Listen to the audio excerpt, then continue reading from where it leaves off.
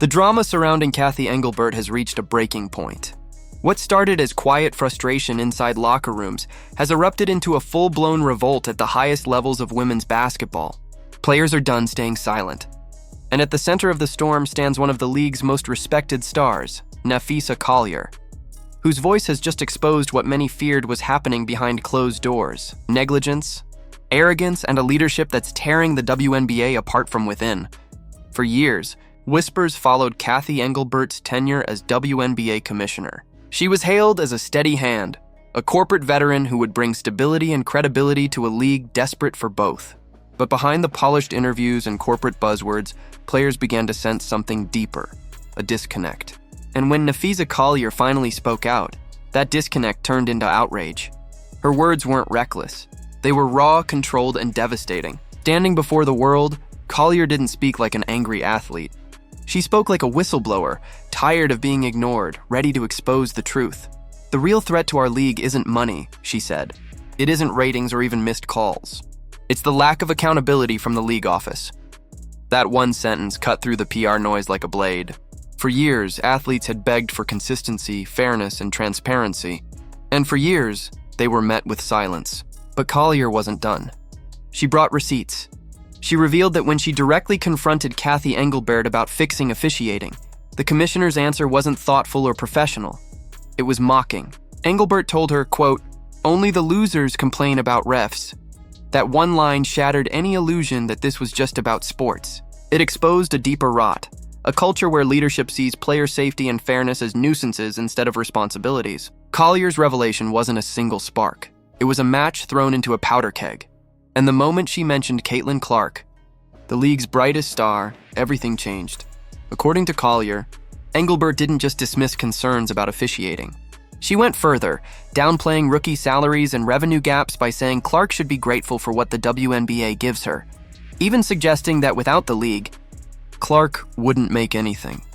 It was arrogance wrapped in ignorance. Because the truth is the exact opposite. Caitlin Clark doesn't need the WNBA to be relevant. The WNBA needs Caitlin Clark. Since her arrival, ratings have skyrocketed, attendance records have been broken, and merchandise sales have exploded across the country. Even rival teams profit when Clark plays them. She isn't just an athlete, she's a movement. Yet Engelbert's tone-deaf remarks made it clear she didn't see Clark as the future of the league. She saw her as an employee who should be thankful for scraps, and for players like Collier, who've sacrificed years building this league, that was the breaking point. Collier didn't just defend Clark, she warned the league. She made it clear that undervaluing stars like Clark doesn't just hurt feelings. It risks collapsing the very momentum the WNBA depends on. Every ticket sold, every broadcast record shattered, every headline written about the sport. All of it ties back to players like Clark, Reese, and Collier herself. And yet, Engelbert continued to act as if they were replaceable. Collier's message was a direct challenge to that arrogance.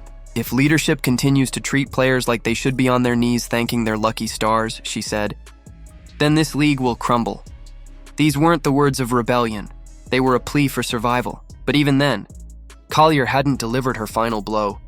What came next turned her speech from criticism into condemnation. She exposed Engelbert's leadership style for what it really was: cold, disconnected, and built on fear. According to Collier, Engelbert doesn't view the players as partners or the heartbeat of the WNBA. She sees them as employees who should be quiet, obedient, and grateful. That mindset, Collier said, isn't just outdated, it's dangerous. She described how Engelbert told players they should be thankful for what the league provides. But what exactly should they be thankful for? The players are the ones driving the league's growth, not the other way around. They fill arenas, sell jerseys, and inspire millions of fans around the world. Yet they're told to stay humble, stay quiet, and stay grateful. Collier shared something even more personal, something that showed just how deep Engelbert's indifference runs. When Collier suffered a serious injury, messages poured in from players across the league. Coaches reached out, fans flooded her social media with support, and even executives from other sports organizations checked in. But not Cathy Engelbert. Not one call, not one text, nothing. Instead, the only response came from a deputy in Engelbert's office who dismissed the growing concerns about physical play and injuries as just part of the game. For Collier, that wasn't just neglect. It was proof. Proof that the commissioner of the league doesn't see her players as people, only as products. She contrasted Engelbert's behavior with that of her husband, who runs another sports organization. Despite his own demanding schedule, he personally checks in on athletes when they get injured. He understands that leadership isn't about power, it's about empathy. If he can find time to care, why can't the WNBA's commissioner? To Collier, the answer was obvious. Engelbert doesn't believe it's her job to care, but Collier wasn't finished. She went further, accusing the commissioner of silencing voices that dare to challenge her. Coaches fined for defending players, athletes punished for speaking truth. A culture where silence isn't encouraged, it's enforced. This wasn't leadership, it was control. By exposing that culture, Collier didn't just criticize Engelbert, she broke her spell of authority. She made it impossible for players to keep pretending that their concerns were being heard. And for the first time in years, fans saw the full picture. A commissioner more focused on protecting her image than protecting her players. But Collier's speech wasn't just about arrogance or neglect. It was about something far more dangerous, something that threatens the integrity of the entire league: officiating. For years, fans and athletes alike have complained about inconsistent refereeing, reckless physical play, and a league office that turns a blind eye. But this season, with Caitlin Clark at the center of the spotlight, those issues reached their peak. Every night, fans watched as Clark endured brutal hits and missed calls that would have sparked fights in the NBA.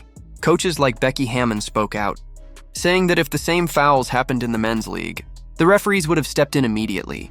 But in the WNBA, nothing. Silence.